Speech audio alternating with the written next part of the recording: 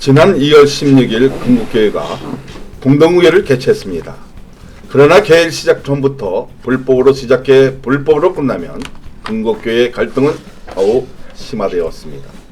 과연 교회와 성도들을 생각하는 목회자인지 의심이 들 정도로 자신을 지지하는 소수의 몇 명의 성도들의 의견만 받고 대다수의 의견은 길을 막는 참담한 현장이었는데요. 불법 공동의회, 무법의 길로 폭주하는 건국교회 이면수 목사라는 제목으로 정문일침을 다뤄보고자 합니다. DSTV 문명훈 국장님 나오셨습니다. 교회연합신문 차진태 기자님 나오셨습니다. 네. 안녕하십니까? 안녕하십니까? 자, 먼저 차진태 기자님. 네. 지난 2월 16일 건국교회 공동의회 현장에 다녀왔죠? 예, 다녀왔습니다. 공동의회 분위기 좀 어땠습니까?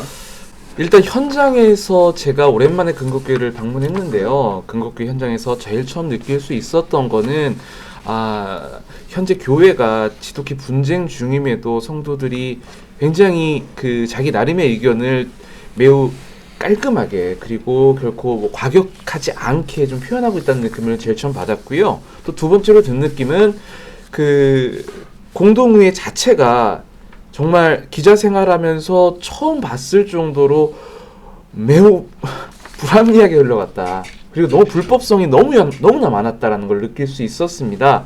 그러니까 회의 진행 자체가 요소마다 불법의 요지가 너무나 가득했고요. 애초에 시작할 때부터 계획조차 하지 않은 그런 부분도 있었고, 그리고 회원 전명도 하지 않았고, 정말 따지고 보면 이 회의 자체를 과연 인정할 수 있느냐, 정말 애초에 애초에 이를 정당한 회의로 받아들여야 되냐, 이런 원론적인 부분에까지 저희가 문제를 지적할 수 있을 것 같은데요.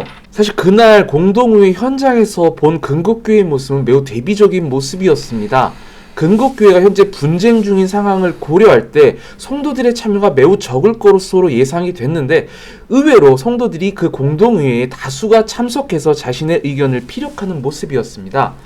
하지만 그와 반대로 이 공동의회가 매우 협력적으로 이루어진 것이 아니라 성도들은 자기 나름의 또 자기의 교회에 대한 불만이라든가 그날 안건에 대한 부적절한 불법성을 지적하는 반면, 그 회의를 진행했던 의장 이면수 목사는 그 성도들의 의견을 중간중간 요소마다 매우 끊어내고 그거를 일방적으로 걷어내는 모습을 볼 수가 있었는데요.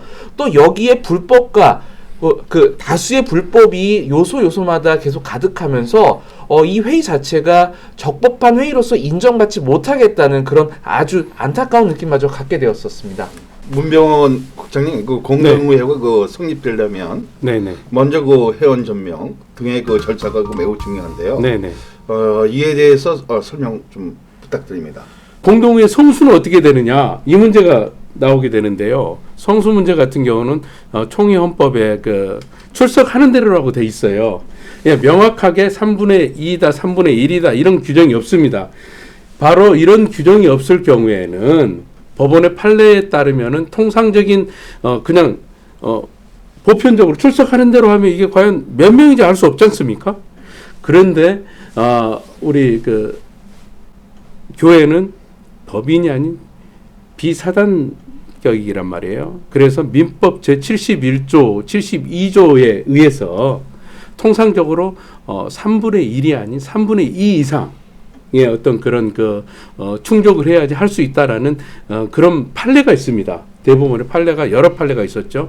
이런 부분들이 충족되어지지 않았다라고 하면 이거는 다분히 나중에 법적인 문제로 갔을 때에도 상당히 논란이 될 수 있는 문제가 될 수 있고요. 어쨌든 간에 앞서 말한 절차적인 하자가 있다라고 하면은 어떠한 그날 결의한 것들도 무효라고 볼 수가 있습니다. 제가 조금 더 추가 설명을 해야 될 것 같아요. 아무래도 제가 직접 갔다 왔기 때문에 먼저 과정을 설명해 드리면, 당일에 출석 확인서를 작성토록 했습니다. 출석 확인서를 배부했고요. 그리고 그러면 그 출석 확인서를 다시 취합을 해서 전체적인 출석 인원을 체크해야겠죠. 물론 합동 측 총회 헌법이나 그리고 교회 규정에 따르면은 출석하는 대로 계획되는 게 맞습니다. 하지만 출석하는 대로 계획된다고 하더라도 과연 출석을 몇 명 해야 되는지에 대한 체크가 필요하죠. 그게 바로 회원 전명에 대한 부분인데요. 그게 이루어지지 않았다는 거예요. 근데 그게 이루어지지 않은 상태로 회의하는 게 이게 얼마나 무모하고 이게 불법성이 있는가 하냐면은 출석하는 대로 괴를 했다 해서 그게 개회에 문제가 없다 하더라도 이후에 의결을 하기 위해서는 출석한 성도들의 출석한 인원수의 절반 이상이 의결을 해야 찬성을 해야 의결이 되거든요. 그러면 앞에서 출석한 인원이 몇 명인지에 대한 전명이 없었을 경우에는 그 이후의 의결 자체가 불가능해져 버리는 거예요. 그렇기 때문에 반드시 그 이전의 회원 전명의 과정이 필요했습니다. 하지만 이날 회의는 출석하는 대로 개회한다는 그 이유 하나만으로도 어쩌면 그 이유가 의식했는지 몰라도 어떠한 회원 전명의 절차도 없었습니다. 그날 원래 몇 명이 제적인 인원이고 그 이후에 몇 명이 출석했고 그 몇 명 중에 몇 명이 그 의결 인원이 되는지 이런 거에 대한 파악이 전혀 없었기 때문에 사실 그 이후에 어떤 논의가 이루어져도 이걸 가지고 지금 이게 정당하게 이루어진 의결이다라고 판단할 수 있는 근거가 없는 거예요. 여기에서 제가 주제와는 다른 내용이지만 좀 다른 얘기를 또 하자면은 그날 출석 확인서를 받았거든요. 근데 출석 확인서가 받진 않고 출석하면서 작성을 하고 내밀었죠. 그러니까 애초에 그거를 받지 않은 이유, 그걸 회원 전명용으로 쓰지 않은 이유도 사실 어렴풋이 알 것 같은 게 그 출석 확인서에 보면은 여러 가지가 명시돼 있어요. 단순히 그 자신이 세리교인 여부라든가 자신 교인 여부를 밝히는 주민등록 번호를 적는 이런 거 말고도 거기에는 회의를 방해하면은 형사상 처벌을 받는다, 1,500만 원의 벌금을 묻는다, 이런 지정 내용이 있고요. 그 이후에 자기의 서명 마지막에 보면은 그걸 지키지 않을 시 형사상 처벌을 받겠다라는 그런 서약이 있어요. 그걸 보면은 과연 이게 출석 확인용인지, 하지만 와서 방해를 할 시 반드시 처벌을 받겠다는 그거에 대한 스스로 서약을 받으려는 애초에 강제용인지 사실 거기에서부터 애초에 조금 의심스러운 느낌이 있긴 있었습니다. 아무튼 그런 상황에서 그것조차도 취합하지 않은 건 확실하고요. 그렇기 때문에 회원 전명이 이루어지지 않았고 회원 전명이 이루어지지 않았기 때문에 그 어떤 의결도 할 수 없는 회의였습니다. 사실은 이거 공동회의에 열 수 없는 것을 좀 열은 거예요. 왜냐하면 이면수 목사는 당회장이 아닙니다. 네네. 네. 근데 당회장 없는 그 가운데서 이게 정말 이게 법으로 인정받을 수 있느냐. 이제 이 싸움이 이제 더워질 것 같은데 회의라는 것은 순차적으로 절차가 있고 그 회의로 그 방법이 있는데 그 방법이 깨지면서 그 회의 그날에 개회 선언도 하지 않았다면서 그런 얘기가 들려요. 맞습니까? 가장 충격적이었던 장면이었습니다. 사실 회의를 하면은 당연히 개회 선언을 해야죠. 개회 선언을 한다는 거는 제대로 된 출석이 됐기에 회원 전명이 이루어져서 그 회원 전명에 따라서 개회 성수에 문제가 없다는 걸 확인한 이후에 우리가 지금 현재 회의가 개회되는데 문제가 없습니다라는 뜻으로 개회 선언을 하거든요. 사실 모든 회의는 개회 선언과 동시에 회의가 돌입합니다. 개회 선언을 하기 이전에는 회의가 아니에요, 사실. 그러니까 개회 선언이 별거 아닌 것 같지만 그만큼 중요한 의미를 갖고 있습니다. 하지만 이날 회의에서는 개회 선언 자체가 없었어요. 이면수 목사가 고태봉을 두드리면서 개회를 선언합니다. 이런 멘트가 없었단 말이에요. 그렇게 해서 이거를 트집이 아니라 굳이 말하면은 이날 공동의회가 시작된 적이 없다. 이렇게 볼 수가 있어요. 시작된 적이 없으면 그 이후에 나온 어떠한 의견도 사실 많은 의견이 나오고 많은 논쟁이 있었지만 그 모든 것 자체가 사실 회의 속 논쟁으로 볼 수가 없을 수도 있다라는 좀 이런 느낌도 들어요. 공동회의가 불법적인 요소를 가지고 있는 거잖아요. 왜냐하면 이면수 목사가 당회장이 아니기 때문에 이거를 걸 수 있는 요건이 충족이 되지 못해요. 사실은 이걸 되어지려면 이면수 당회장에 와서 이거를 요건을 충족을 시켜야 되는데 그 충족을 시키지 못하는 이런 공동의회 또 계속적으로 이렇게 불법으로 난무하는 이런 일들이 우리에게 이제 전반적으로 이렇게 오고 있는데 그 해에 전반적으로 그 불법적 요소가 난무했어요. 네, 구체적으로 한번 설명을 부탁드립니다. 가장 중요한 거는 이제 누차 얘기하자면 정족수에 관한 문제가 나오게 돼요. 이날 안건으로 올라온 게 예산안에 관한 거란 말이에요. 예산안. 이거는 상당히 중요한 거죠. 총유권자들에게 있어 중요한 거기 때문에 앞서 말한 법원의 판례에서도 마찬가지고 그다음에 이런 거에 관한 판례는 합동 측 모교회 판례에도 나와 있었는데요. 그게 뭐냐면 그 교회가 출석한 대로 그렇게 그 결의를 했다가 법원에서 이거는 있을 수 없다라고 해서 그 3분의 2 이상, 그 3분의 2가 출석의 3분의 2가 아니라 총유권자, 세례 교인의 전체 3분의 2가 돼야지 그게 그 유효하다라는 그런 판례가 있어요. 이번에도 마찬가지예요. 예산안 같은 경우는 가장 중요한 게 총유권자들이 반드시 그 뜻을 물어서 결정을 해야 되는 안이기 때문에 이번 같은 경우도 반드시 3분의 2 이상이 출석했어야 된다라는 거예요. 그런 유권 해석이 나오는데요. 의장이 진행하면서 분명히 그 합동총회 헌법에도 이러한 부분이 있습니다. 회장에 관한 권한이 있어요. 그리고 회장에 관한 그 직무가 있어요. 그거는 여기서 회장이라고 하는 거는 당회는 교회 같은 당회장, 그 다음에 노회 같은 노회장, 그 다음에 총회 같은 총회장에 해당되는 그런 건데, 공동의회에서 당은 당회장이 아닙니까? 그죠? 의장이니까. 그러면 그 회장이 뭐를 해야 되냐면은 반드시 안건에 관해서 가부를 물어야 됩니다. 그리고 가부를 물었을 때는 의결권을 제한해서는 안 돼요. 가장 중요한 게 의결권을 제한한다라는 건 뭐냐면은 어떤 안건에 관해서 여기에 관해서 가부를 물었는데 여기에 관해서 아니오라고 외쳤단 말이에요. 아니오라고 외쳤으면은 그 아니오라는 거에 관해서 충분하게 설명을 듣고 그 다음에 이건 또 반대해서는 우리는 찬성입니다. 이렇게 동의합니다. 이런 경우가 있을 거 아닙니까? 그렇다라고 하면 이거는 뭐를 해야 되냐면 이런 경우에는 동수가 아닌 이상은 투표를 하는 거예요. 왜 특히 이 부분 같은 경우는 예산안 같은 경우는 매우 중요한 문제란 말이에요. 교회. 이거는 교회 재산하고 관계되어 있는 문제란 말이에요. 예산안이라는 거는. 그렇기 때문에 이 부분은 아니오가 있었을 경우에는, 만약에 동의하고 아니오가 있었을 경우에는 이게 충돌되기 때문에, 그러면 회장은 반드시 투표로 해서 결정을 해서 가부를 물어서 결정을 해서 그거를 이렇게 해야 됨에도 불구하고 그날 회의 분위기 속에서는 아니오가 대다수가 아니오라고 외쳤단 말이에요. 그렇죠. 그리고 X자 표시까지 한 걸로 알고 있어요. 그럼에도 불구하고 거기에 대한 의결권을 제한하고 통과를 시켰어요. 이건 다분하게 불법적인 요소가 담겨져 있는 거죠. 그리고 이거는 있을 수 없는 그 행위거든요. 그러니까 이게 조금 제가 더 말할게요. 굉장히 심각한 게, 그러니까 지금 말씀하신 게 그날 너무 잘 드러났던 게, 그러니까 일반적으로 가함은 예하세요. 부하면 아니오하세요로 묻잖아요. 그럼 가한 그 성도들 중에, 참석 인원 중에 자기가 이걸 찬성한다는 사람 예라고 대답할 거예요. 그러면 부하면 아니오라고 했으니까 저는 거부하겠습니다 하면 아니오라고 할 거잖아요. 압도적 다수가 아니오로 외쳤습니다 그날. 하지만 그거에 대해서 전혀 동요치 않았어요. 이러면서 한동안 조금 너무 성도들이 아니오라고 하니까 한 10초 정도 아무 말을 못하고 가만히 망설이시더라고요, 사실 보니까. 근데 망설인 끝에 결국 통과됐습니다라고 땅땅땅 두드렸단 말이에요. 아니오에 대한 조치가 전혀 없었어요. 그러니까 왜 그럼 아니오를 왜 물어봤냐 이거예요. 부하면 아니오하라고 왜 권했냐 이거죠. 그렇잖아요. 그러니까 아니오라고 권해서 난 아니오라고 말했습니다. 근데 그거에 대해서 무시하고 그렇게 통과시켰다는 거는 분명하게 이건 의심스러울 수밖에 없는 게 결론은 또 정해놓고 들어왔나.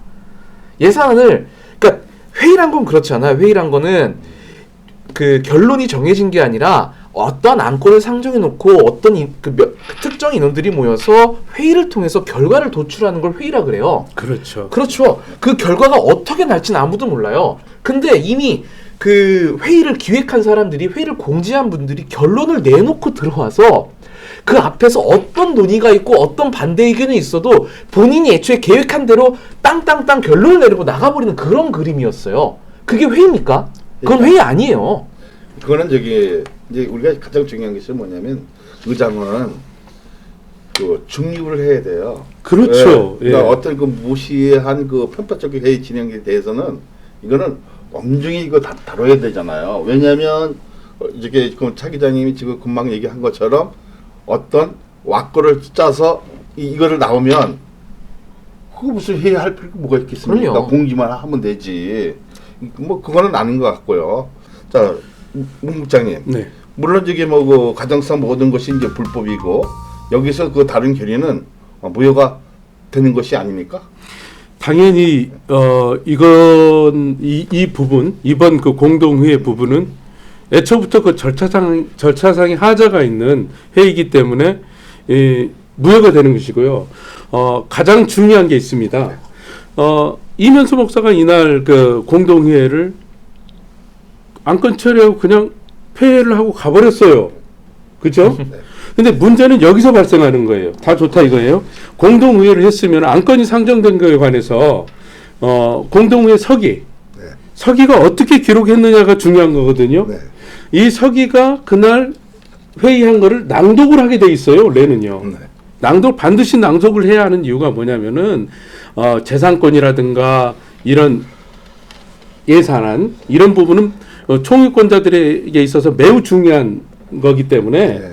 안건을 개진해서 누가 어떤 발언을 했고 어떤 이런 부분들이 솔직하게 이렇게 딱 기록되어 있나 정상적으로 기록되어 있나 네. 라는 거를 봐야 되거든요. 그날 만약에 그게 회의록에 아니오라는 게 있었는지 기표를 했는지 안 했는지 그 확인도 안 됐지 않습니까? 네. 네, 아니오라고 분명히 얘기했는데 회의록에 아니오라고 그렇게 써야 되거든요. 그럼요. 그렇죠? 네. 근데 그걸 확인 안 했어요. 그리고 그날 회의에서 공동회의는 이 목사님들이 한 가지 그 당회장님들이 잘못 알고 있는 게 공동회의를 마치기 전에 반드시 회의록을 낭독해야 됩니다. 낭독을 하는 이유가 누차 얘기하자면 말씀드리지만은 투명성 확보를 위해서 하는 거예요. 그리고 또 한 가지는 뭐냐면은 나중에 공동회 회의록을 이변조하지 못하도록 하기 위해서 거기서 낭독을 하고 그 다음에 그 자리에서 서기하고 회장이 사인을 합니다. 그래야지 그런 법적인 효력이 발생하게 되는 거예요. 그런데 가장 중요한 거는 이러한 절차가 없었다는 거예요. 이러한 절차가 없이 그냥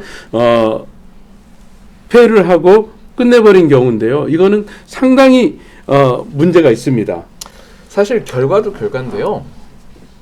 그 애초에 결론을 정해서 들어왔다고 그런 의심을 뭐 지금 하는 상황이잖아요. 저희가 그렇게 한다면은 사실 그 중간에 과정이 중요치는 않았을 거예요. 그러니까 어떠한 과정을 어떠한 과정이 있더라도 어떠한 의견이 나오더라도 어떠한 분위기가 흘러가더라도 이미 결론이 정해져 있었다고 생각했기 때문에 그 과정이 중요치는 않았을 겁니다. 그도 그럴 것이 그 중간중간에 그 질문을 하거나 아니면 대답을 하는 과정 그리고 의장이 회의를 진행하는 과정을 보면 중립이 완전히 무너진 모습이었어요. 사실 중립이란 게 존재하지 않았습니다. 성도들에게 발언권을 뭐 주기는 줬어요. 안 준 거 아니에요. 충분히 줬는데 대부분 질문을 하면은 질문의 3분의 1을 시작도 안 했는데 끊어버립니다. 그만하세요. 들어가세요. 그만하세요. 그만하세요. 그거를 제가 회의 내내 10번도 더 들은 것 같아요. 모든 질문마다 거의 반복적으로 이면수 목사가 나왔습니다. 그러니까 질문을 하지 말라는 거죠. 그게 차라리. 그리고 반대로 이제 같이 공동의회를 기획하고 보고한 예결산을 보고한 그 위원장 장로들의 발언에 대해서는 철저히 비호하는 모습이었습니다. 그거에 대해서 성도들이 그 보고 중에서 그 문제가 있다는 거를 발견하고 문제가 있다고 지적을 하고 소리를 지르잖아요. 소리까지 지르지는 않았어요, 사실. 그렇게 되면은 바로 이면수 목사가 왜 답변을 하는데 방해를 하냐면 바로 제지를 합니다. 그러니까 그 정도로 편파적인 모습을 보였었거든요. 거기뿐만 아니라 똑같이 목소리를 높여요. 하지만 자기를 반대하는 목소리에는 퇴장을 명령했습니다. 그리고 저분 퇴장할 때까지 회의를 정해야겠다는 소리까지 했어요. 근데 반대로 자기를 옹호하는 그런 또 시끄러운 목소리는 그대로 간과했습니다. 매우 비교되는 모습이었었어요. 그러니까 정말 말도 안 됐죠. 근데 가장 또 그 중에 이분이 왜 이렇게 편파적이었나. 그러니까 재밌게 드러난 사례 중에 하나가 우리가 앞서 정문일친 때 그 한 장로님 당시에 7위였나요? 7위의 서기 장로님이었나요? 그분이 이름이 두 개가 명시된 걸 가지고 지적한 네. 적이 있잖아요. 그거에 대해서 그날 그 장로님이 그날 보고를 했던 것 같아요. 근데 보고를 했는데 성도님들이 바로 지적을 하더라고요. 대체 보고를 하시는 장로님은 누구입니까? 라는 질문을 했어요. 그러니까 저희가 알고 있는 장로님은 이러이러한 이름인데 여기 나온 장로님의 이름은 이러이러하다. 그럼 저희가 알고 있는 장로님은 대체 누구입니까? 라는 질문을 하더라고요. 그러니까 그거와 관련해서 그분이 대답을 하시는데 앞서 뭐 어린 시절 얘기를 이거저거 얘기하다가 나중에 이런 얘기를 했어요. 사도 바울도 사울에서 이름이 옮겨온 것처럼 뭐 이런 얘기를 하신 것 같아요. 근데 그분이 사도 바울도 사울이 정도까지 얘기하는데 갑자기 이면수 목사님이 말을 딱 끊더니 자, 질문에 대한 충분한 소명이 되었습니다라고 하는 거예요. 그 이름이 두 개인 거 가지고 지적을 하니까 대답이 사도 바울 예를 들었단 말이에요. 근데 사도 바울 예를 가지고 더 재밌는 건 이면수 목사가 질문에 대한 소명이 충분히 되었다라고 옆에서 같이 옹호를 해줬어요. 과연 그게 사도 바울 예랑 그게 비슷한지는 전 정말 모르겠. 자, 그러면 이거 되면 약간 좀 의심스러운 일이 있어요. 뭐 그분이 뭐 어렸을 때부터 이렇게 뭐 놀림 당해서 지금 이중주를 했다. 그랬으면 임직 받았을 때 그 얘기가 이유수를 내만이 이게 합당적으로 인정받을 수 있는데 지금 이분은 진짜 누군지 우리가 이제 궁금해요. 그거는 간단합니다. 우리가 그 목사님들이 착각하고 있는 것도 있어요. 그 장로님들 착각하고 있는 게 있습니다. 자, 당회죠. 소위 말하는 7위회인 당회 장로들은 어떻게 선출되어집니까? 장로들의 그들은 평신도의 대표고 공동회에서 투표를 통해 선출되는 거죠. 그러니까 그 평신도들 선출해준 그 평신도들의 모든 그 기타 권한을 그들에게 위임해 주는 거란 말이에요. 주는 거란 말이에요. 자, 그러면 이름에 관한 부분도 마찬가지입니다. 앞서 그 차 기자님이나 유국장께서 말씀하셨듯이 분명하게 그 부분이 이미 임직할 때 보정이 됐어야 돼요. 그렇다라고 하면 그때 당시에 보정이 안 됐다라고 하면은 차후에 당회를 통해서 보정을 했어야 되는 거예요. 내가 이러이러한 사정에서 이렇게 해서 이렇게 됐습니다. 당회에서 그러면 당회가 해서 당회 열어서 그런 부분을 바로 잡았어야 되는 건데 그렇지 않고 지속적으로 이 부분을 사용해 왔다라고 하는 거는 상당 부분 문제가 있는 것이죠. 글쎄요, 누구일까요? 그리고 그 성경적인 어떤 그런 비유를 표현한다라고 하는 거는 상당히 신앙적으로 잘못된 겁니다. 이게요, 이 부분이 굉장히 조금 엄밀히 말하면 그 조금 치사한 부분일 수 있는 게 사실 성도들이 지적하는 거는 행정적인, 그러니까 총회 행정적인 그런 부분에 대한 지적이란 말이에요. 기본적인. 근데 사도 바울 얘기를, 성경 속 얘기를 끌고 온 거는 성도들에 있어서 사실 성경 속 얘기를 건드리는 건 굉장히 어려운 일이에요, 사실. 그렇잖아요. 그러니까 그런 부분에 있어서 사도 바울 얘기를 끌고 왔다는 건 제가 볼 때 굉장히 조금 치사한 면이 있고요. 이면수 목사가 거기에서 질문에 충분히 소명이 되었다라고 한 거예요. 그게 참 재밌는 게 그 사도 바울 얘기를 듣고서 이해한 성도가 제가 봤을 때는 거의 없었어요. 그걸 듣고 납득받은 성도도 없고요. 그러니까 질문에 전혀 소명이 되지 않았어요. 그러니까 이면수 목사 혼자 그렇구나. 저분 장로님의 말이 정말 나는 너무나 이해가 가고 납득이 됐다라고 말해서 혼자 질문에 충분히 소명을 받았을지 몰라도 대다수의 그날 참석한 성도들은 그 질문에 그 대답에 아무도 소명을 받지 못했단 말이에요. 근데 그걸 가지고 이면수 목사가 그 여론을 완전히 다 무시하고 질문에 충분히 소명이 되었습니다라고 하고서 넘어갔단 말이에요. 그날 회의 분위기가 어땠는지를 단적으로 알 수 있는 부분입니다. 자, 모든 것이 이제 불법이고 무효이지만 불법을 하면서도 얻으려고 한 결의가 무엇인지 정말 궁금해집니다. 우리 차진태 기자님. 이거는 제가 여기 진행하시는 우리 유성현 국장님이나 문 국장님한테도 제가 이거는 약간 좀 설명하면서 넘어가고 싶은 분인 게 그날 좀 여러 가지 안건이 나온 것 중에 성도들이 이건 지적한 부분이라고 보시면 돼요. 성도들이 지적한 게 크게 목회자 활동비 부분, 그리고 교역자 정년 관련 부분, 그리고 그 교역자의 월급, 그 사례비 인상 부분이 크게 세 가지거든요.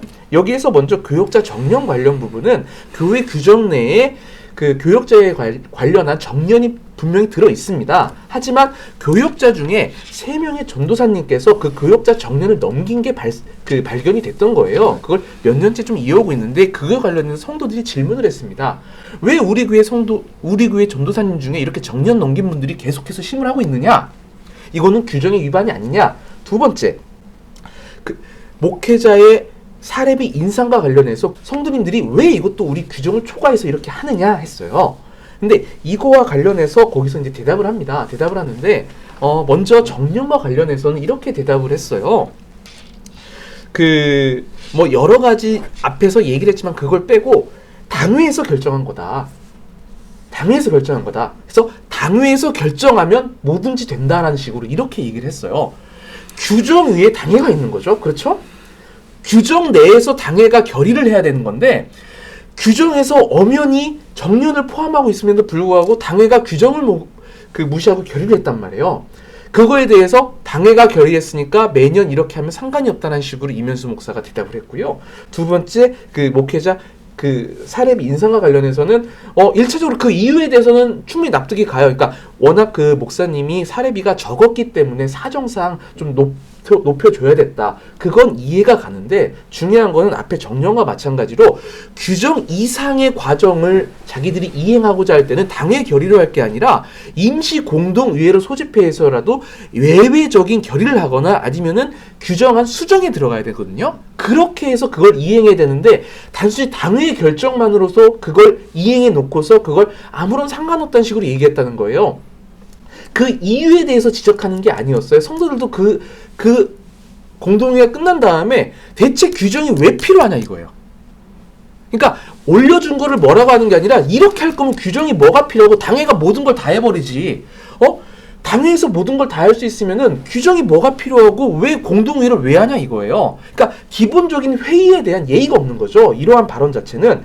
여기에 목회비 활동비는 한 가지 더 얘기하면 목회비 활동비는 종교인 과세, 우리 교회를 크게 흔들어 놓은 재작년에 네. 종교인 과세 논란이 있었을 때 근곡교회도 그 논란이 이제 들어왔던 거에서 종교인 과세에 대한 추후의 논란을 피해가기 위해서 목회 활동비, 목사님들이 쓰는 목회 활동비에 대해서는 교회 법인카드를 사용하기로 한 거예요.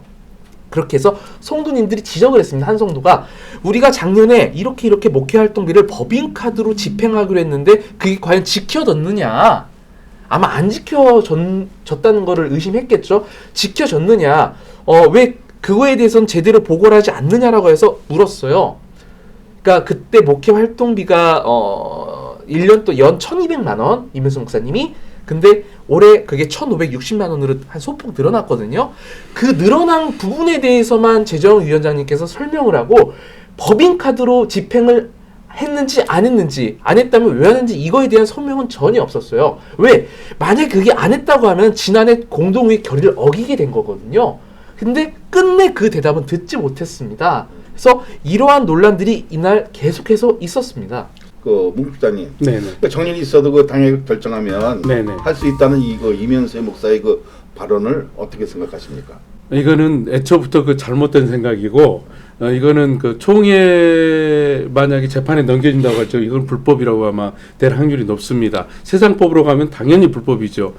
교회에는 항존직은 무조건 70세로 정년이 규정이 되어 있어요. 그렇다라고 하면은 자, 전도사라든가 부목사 이들의 관계는 누가 그 관리를 하냐면 노회가 관리를 하는 거예요. 그렇죠. 그렇기 그렇습니다. 때문에 총회 헌법의 규정을 받는 거죠. 교회 내규가 없으면은 거기에 관한 거는 총회 헌법에 관한 규정을 하는데 합동총회 헌법은 70세로 규정을 하고 있습니다. 그렇다라고 하면은 그거를 지켜야 되는 게 당연한 거고요. 그리고 연장할 수 있다. 연장은 당의 결의로 할 수 있다. 이건 상당히 잘못된 부분이고 위험한 생각이에요. 그냥 헌법을 무시하는 거죠. 이 부분은 애초부터 설명한 부분 자체가 잘못돼 있다. 총유권자들이 모이는 공동회의에서 그렇다라고 하면 당회가 이런 부분 이렇게 됐습니다. 보고하고 이렇게 받을 거냐 안 받을 거냐라고 물어봤을 때 받지 않겠다라고 하면 그건 받을 수 없는 거죠. 근데 이러한 과정도 전혀 없이 당회에서 의결하면 된다. 이건 잘못된 거예요.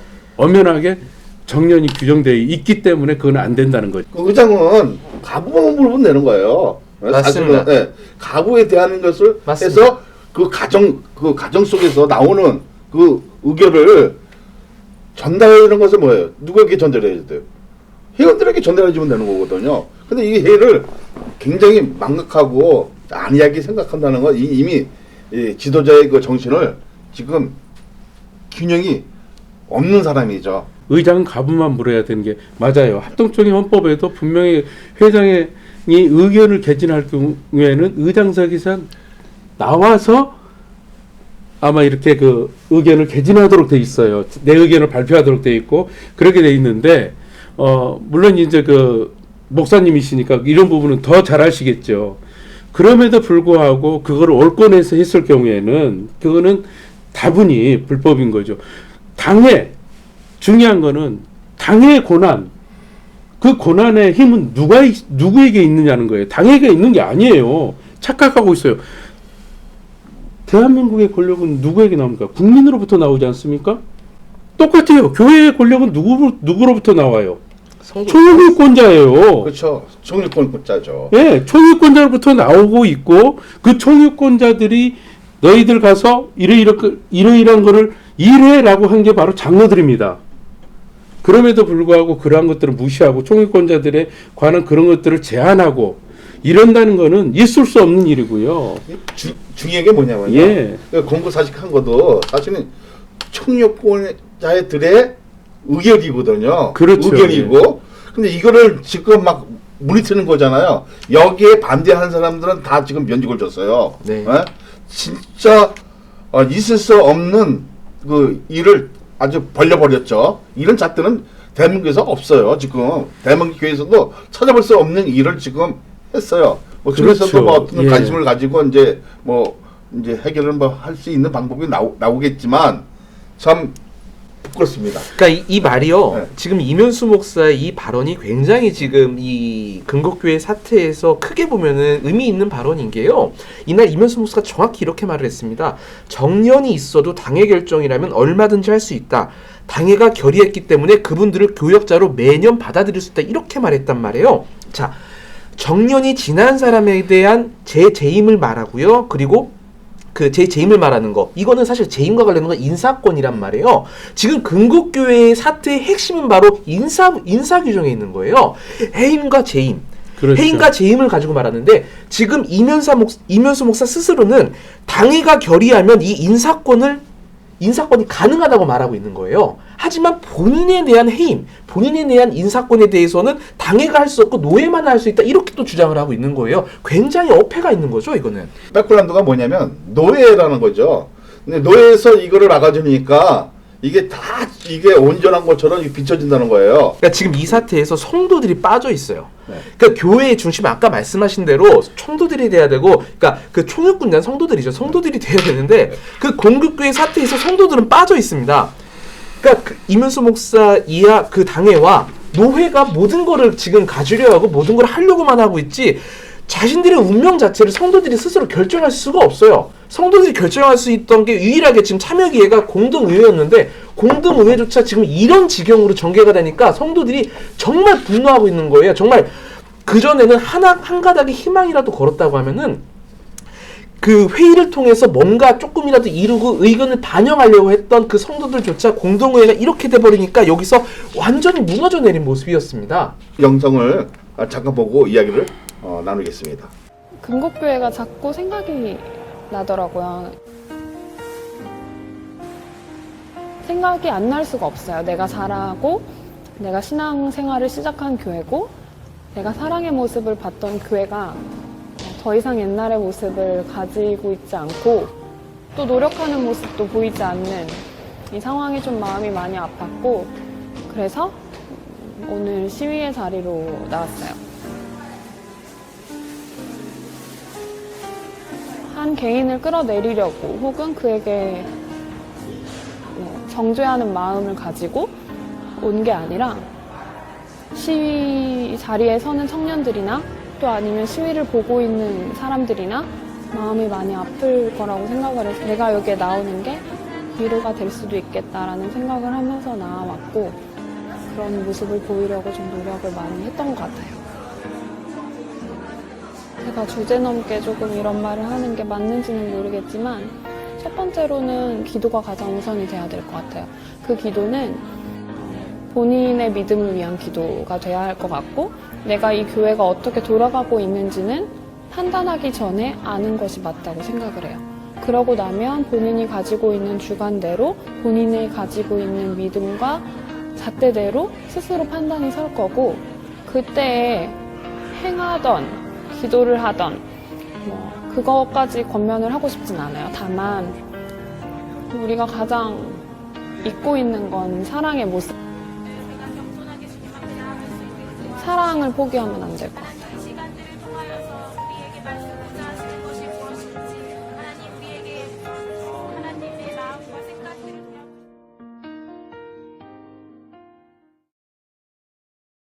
여기 그 공동회의 때 청년들이 그 가장 그 분통했던 것들, 건국회 사건을 어떻게 바라보고 있는지 좀 들을 수 있겠죠. 뭐 사실 청년들이 그날 뭐 피켓도 들고 나오고 했던 걸로 알고 있어요. 그러니까 이번 사건, 이번 공동의회 자체가 건국교회 사건에서 가장 좀 변화가 있다고 하면은 그동안 그 좀 많이 좀 잠잠했던 청년층이 좀 많이 좀 바로 했다는 뭐 그런 의미를 갖고 있을 것 같아요. 그러니까 청년들은 사실 이 사태에서 어느 편을 그동안 일방적으로 들어오거나 앞서서 뭐 시위를 펼치거나 그런 경우가 사실 많이 없었습니다. 하지만 이날 공동회의를 기점으로 청년들의 입장이 조금 바뀌었다는 것을 볼 수 있는데요. 사실 청년들은 그 다수의 지금 성도들의 입장을 그 많이 대변하고 있는 게 특별히 무슨 그 한국 교계를 향해 혹은 그 노예를 향해 총회를 향해 우리 편을 들어주세요, 우리를 살려주세요 하는 그런 외침보다 제발 공정하게 이 여기 우리 사태를 봐주세요. 공정하게. 그러니까 청년들이 봤을 때 자기들이 합리적으로 이 사건을 정말 객관적으로 제3자 입장에서 오랜 기간 봤을 때 지금 우리 교회는 전혀 공정하지 않다는 결론에 도달했다는 거예요. 그러니까 그래서 청년들이 나온 겁니다. 그러니까 청년들이 특별히 교회를 어느 한 편으로, 그러니까 두 편으로 나눠서 어느 한 편에 서서 막 손을 들고서 그쪽을 지지하겠다는 게 아니라 제발 우리 교회를 이제 공평하게 봐주셔서 공정하게 우리 교회를 온전하게 바꿔주세요. 우리 교회를 제발 좀 이제는 그 정상적인 교회를 만들어주세요 외침이었어요. 하지만 그 외침 자체가 너무나 안타까운 게 그 청년들이 이런 싸움이나 이런 교회에 나오면서 그런 시위에 가담하는 게 얼마나 상처를 받았겠습니까? 사실 이 자체 동안. 그러니까 그 상처 속에서 이렇게 나왔다는 것 자체가 굉장히 안타까운 일이거든요. 그러니까 그 성도들은 사실 분노보다는 눈물이었습니다. 그러니까 청년들은 사실 분노보다는 눈물이었고요. 그 안타까움이 너무나 짙게 배어 있어요. 그날도 사실 청년들이 공동회의 끝나자마자 그 서로가 주고받았던 얘기들을 제가 많이 들었거든요. 그 얘기 핵심이 뭐냐면 딱 하나였어요. 아, 이런 거였어? 그러니까 이면수 목사가 마지막에 안희호에 대한 의견을 전혀 듣지 않고 일방적으로 폐회합니다. 그러니까 그 통과시킵니다 하고 땅땅땅 치고 폐회 기도라고 나가는 모습에서 아, 이런 거였어? 우리 교회 문제가 이런 거였어라는 말을 하더라고요. 왜냐면 사실 저희가 저번 주에 좀 얘기했던 것 중에 가장 우리가 지금 이례적인 경우라고 한 게 당회 중 절대 다수인 9명이 잘린 경우 있잖아요. 이건 정말 이례적인 경우라고 했잖아요. 그러니까 반대로 어떻게 9명이 잘려? 다수결로만 밀어붙여도 9명이 질 수가 없잖아. 이런 생각들을 사실 성도들 사이에서 했던 거예요. 건국교회 성도님들이. 하지만 이날 결의를 보고서 이날 회의 진행 과정, 그 회의 진행 스타일을 보고서 아, 이런 거였구나. 이래서 그렇게 된 거였구나라는 걸 성도들이 같이 체험을 한 거예요, 사실은. 그러면서 청년들의 입장이 정말 그 분노보다는 한탄, 눈물로까지 번지게 된 그런 경우라고 보시면 돼요. 이거는 근데 문국장님도 많이 공감하실 것 같아요. 왜냐면 저희 문국장님이랑 뭐 유성혁 국장님도 각 교회 시위 현장, 분쟁 현장 많이 찾아다니는데 청년들이 이렇게 직접 나오는 경우 많이 못 봤잖아요, 사실. 그렇죠. 예. 아주 드문 일이죠. 예. 근데 이걸 가지고 또 감아서 말이야. 이제 부모가 시켰다. 이거는 있을 수 없는 거거든요. 비장로가요. 이제 그 청년들이 뭐 예배 방해를 했다, 뭘 해갖고 지금 엄포를 주면서 고소를 하겠다. 이런 지금 멘트가 좀 나오는 것 같아요. 어떻게 생각하십니까? 이거는 있을 수 없는 일이죠. 그거는 그 청년들에 관한 표현의 자유를 억압하는 거고 어떻게 보면 협박을 하는 거잖아요. 그분은 과연 그걸 개인적인 사견에 의해서 보낸 건지 당의 결의에 의해서 보낸 건지 그게 중요합니다. 네네. 예를 들어 당의 결의를 위해서 그렇게 해서 보냈다라고 하면 당회가 그거는 본인들에게 이 고난을 주고 고난을 준 총유권자들을 억압하는 거란 말이에요. 표현을 제한하는 거란 말이에요. 상당히 중요한 거고요. 청년들에게 그러한 행위를 해서는 절대 안 되고요. 충분하게 대화로 함께 소통할 수 있는 길을 만들어갈 생각을 해야 되는데 소통을 저버리고 일방적인 잣대를 들고 너희들은 시키는 대로 해야 돼라는 식의 어떤 그런 그 억압권, 표현의 자유를 억압하는 거는 있어서는 안 될 일입니다. 특히 교회 내에서는요. 당회의 허락을 받지 않고 겁박성 문자를 보낸 거는 그 자체로 그 당사자가 큰 문제가 될 것 같은데요. 실이 대상이 될 수 있는 거죠. 예를 들어서 총익권자들이 그거를 협박성으로 그렇게 보낸 거에 관해서 역으로 청년들도 그 당사자를 고소를 할 수 있어요. 당회에. 이번에 예를 들어서 그 청년들이 나선 거에 관해서 그의 부모들이 사주를 했다. 그 말 하기 전에 그 말 한 분은 법적인 책임을 져야 될 부분이 있어요. 이게 뭐냐면 허위 사실을 공포를 한 거잖아요. 공표라고 해야죠. 공표를 한 거잖아요. 그거는 말이 안 되지. 그거는 청년들의 표현의 자유, 의결권에 그런 제한을 두는 그런 부분이거든요. 얼마든지 얘기할 수 있는 거예요. 그건 뭐 무조건 예배 방해다. 라고 그걸 치부해서는 안 될 일이고요. 그리고 또 한 가지 중요한 거는 그분이 당회원이라고 하면은 그분의 모든 그 권력은 누구로부터 나옵니까? 성도들로부터. 그들로부터 나오는 거예요. 그런데 그 권력을 임해준 그들이 야 잘못됐다 이렇게 지적하는데 그걸 예배방해다라고 해서 그거를 그들 부모가 이렇게 해서 사주했다라는 식의 그 논리를 펴서 그거를 법적인 어떤 그 처벌 대상으로 해서 한다라는 건 강압적으로 한다라는 거는 이거는 말도 안 되는 거고요. 우리가 지금 무슨 뭐 군사 독재도 아니고 교회가 그런 시대도 아니고. 그러니까 이 교회 남아서 계속 시위 일으킬 바에는 차라리 나가란 소리죠, 그게. 그러니까요. 네. 그러면 진짜 나쁜 사람들이에요. 이제 총회에서 그 현재 그 불법적으로 대다수의 그 당회의원 그 치리한 건과 관련한 사건이 계류 중에 있어요. 근데 지속적으로 아까 우리가 뭐 얘기했지만 이 문제도 뭐 다른 바 있지만 계속 이제 이 장로들이 계속적으로 고발을 하고 있어요. 근데 총회 사회에서 계류 있을 때는 이 것만큼은 다 중단해야 되잖아요. 한번 다시 우리 짚고 갑시다. 이게 그러니까 지금 얘기가 나온 게 말씀하시는 짚고 넘을게요. 지금 그 9명의 장로님들이 지금 그 면직이 되고 또 다시 또 재고소가 된 그 근본적인 원인이 뭐예요? 바로 권한이 없는 당회가 그 이면수 목사를 면직시켰다는 그 죄를 물은 거거든요. 자, 그럼 여기서 우리가 진짜 저 문 국장님이랑 저랑 정말 입이 닳도록 얘기한 부분이 한 번 더 얘기하는 건 징계 면직이 과연 적법하냐 이 부분을 다시 한번 얘기할게요. 자, 노회에서 말하는 건 한 가지입니다. 노회 총회에서 말하는 건 한 가지예요. 목사 면직을 왜 당회가 했냐? 당연히 못한다. 목사 면직을 할 수가 없다. 왜?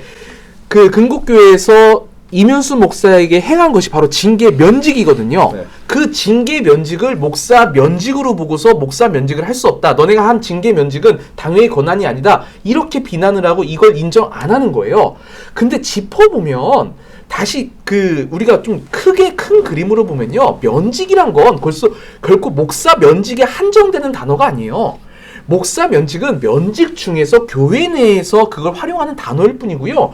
면직이란 개념은 일반 사회적으로 보고 그 공무적으로 볼 때는 저 해임이라고 뭐 딱히 규정된 것도 아니고요. 공무적으로 봤을 때 의원 면직, 직권 면직, 징계 면직 이 세 가지로 구분되고요. 그 중에 징계 면직 그 세 가지 중에 하나의 그 규정일 뿐입니다. 일반적으로 면직이란 거는 일반적인 관계에 있어서 그 관계를 서로 단절하는데 그때 쓰이는 용어고요. 결코 그 목사의 직분만을 그걸 삭제하는 걸 면직이라고 칭하지 않아요. 이 경우에서 쓴 이 교회 근곡교회 규정 내에서 지금 명시된 징계 면직은 목사 면직을 지칭하는 게 아니라요. 일반적인 면직에 대한 개념을 얘기하고 있는 겁니다. 일반적인 면직에 대한 개념을 얘기하고 있는데 이거를 갖다가 자꾸 목사 면직으로 지금 지적을 하면서 이거를 아니라고 말하니까 근거교회는 참 답답하다 이 말이에요. 정확하게 다시 한번 말하자면 근거교회는 교회 직원에 대해서 교역자, 일반 직원, 비상근 직원 3개를 나누고요. 교역자의 범주 내에 당회장을 포함하고 있습니다.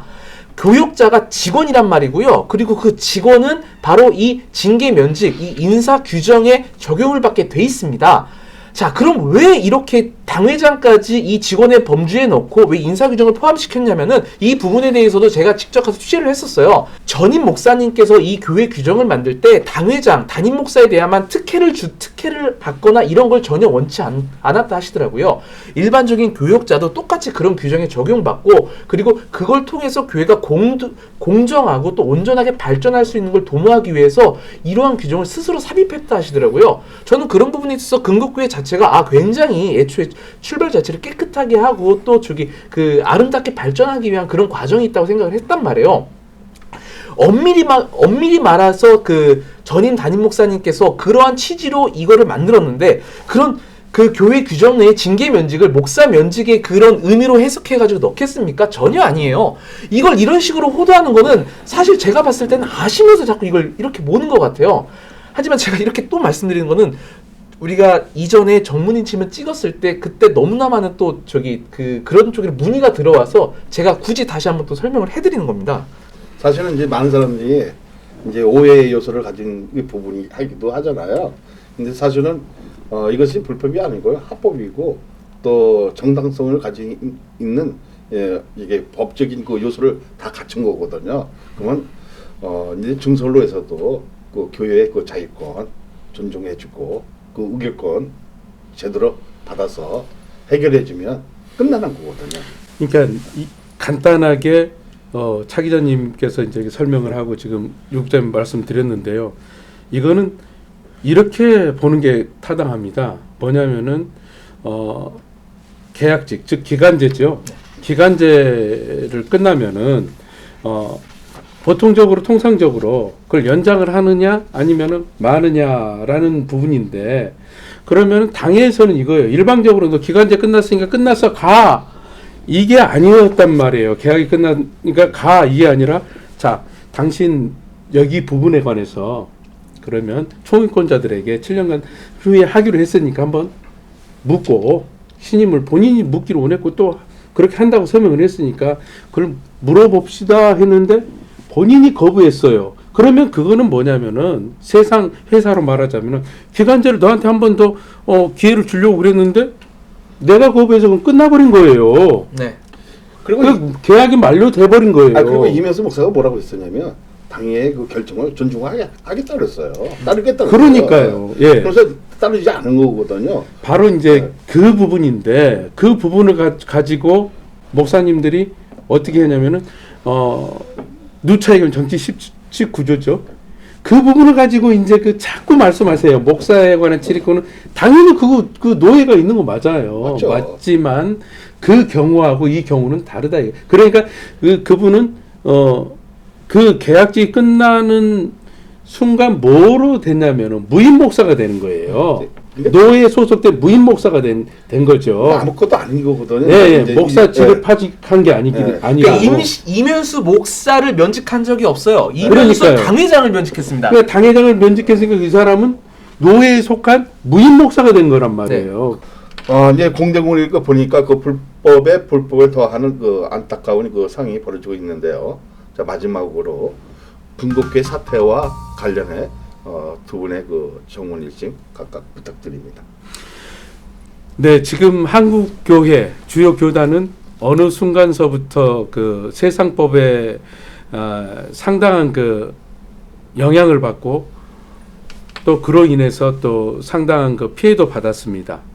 그로 인해서 한국 교회 요즘 풍토가 어떤 풍냐면 개교회 정관을 만들라고 권장을 하고 있습니다. 각 규총회들이. 그럼에도 불구하고 정작 목사와 장로, 교회 분쟁이 재판에서는 그 정관을 만들라고 해서 만들어가지고 시행하고 있음에도 불구하고 정관은 배제하고 노예 총회 헌법만 따지고 있어요. 그렇기 때문에 이번 금교교회 사태도 여기에 적당한 예라고 할 수 있겠는데요. 총회 재판국이나 총회에서 이러한 취지를 봐서 원천적으로 금곡교회 정관은 어떻게 되어 있는지 이런 부분을 먼저 살피고 그다음에 절차상의 문제는 없었는지 이런 부분을 분명하게 살펴주는 게 중요하다라는 걸 말씀드리고 싶습니다. 이 같은 이유는 뭐냐면은 예를 들어서 총회 3심에서 이러한 부분이 어떤 판결이 나왔을 경우에 또다시 세상 법정으로 갈 확률이 매우 높습니다.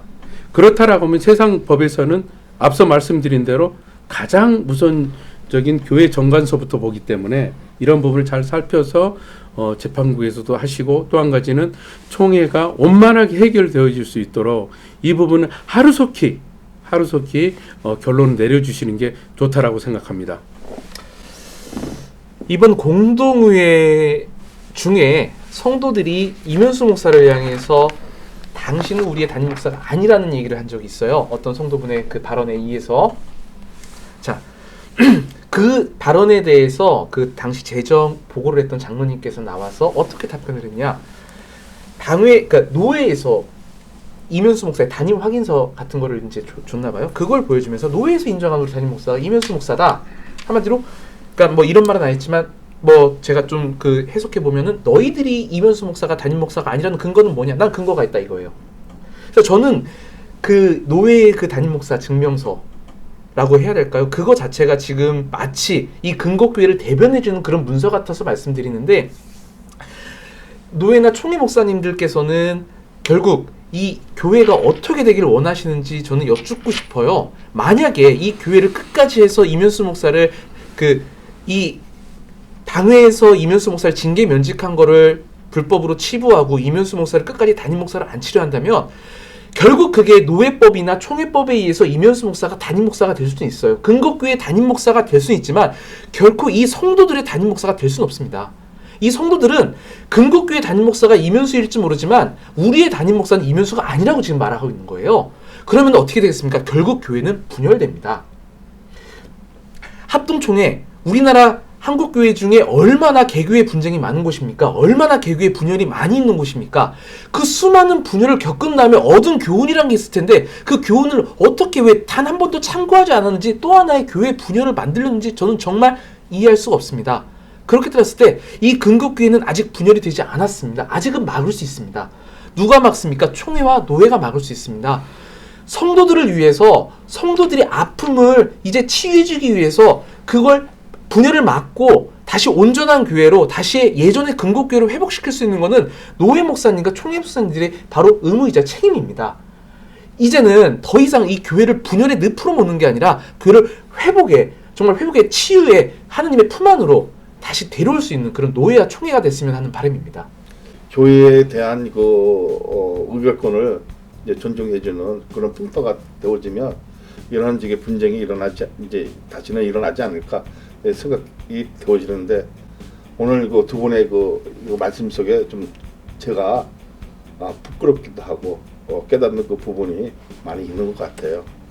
두 분의 오늘 이렇게 말씀 감사히 받아들이고 다시 한번 이렇게 뒤돌아볼 수 있는 내 자신을 이렇게 바라볼 수 있는 이런 계기가 되어서 감사드립니다. 자, 이제 근곡교회 청년들이 일어서기 시작했습니다. 그들은 다른 어떤 이유도 없습니다. 다만 교회가 교회되게 예배가 예배되기를 원하는 마음이었습니다. 한 개인이 끌어내기 위한 것도 아닌 다만 교회가 목사의 집이 아닌 하나님의 집 성소가 되기를 바라는 마음으로 나왔다는 그 소리가 제발 이면수 목사에게도 노회 목사들에게도 들려지기를 바라며 정문일침 오늘 여기서 마치겠습니다. 감사합니다. 감사합니다.